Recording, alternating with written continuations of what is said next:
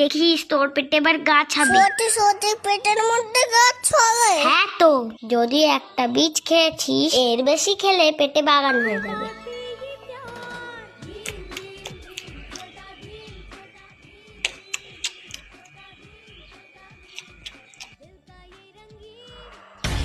তুই আমার থেকে তরমুজ নিলি কেন? কত কতগুলো রয়েছে, আমি তো শুধু একটা নিয়ে। ওরকম করিস কেন রে? না যে তুই আমার তরমুজ না হলে আমাকে বলবো, দেখবি? না আমি দেবো না, তুই যাকে খুশি ডাক। তুই দিবি না তো দেখাচ্ছি মজা। দে আগে দে, তুই আমার তরমুজ দিয়ে দে।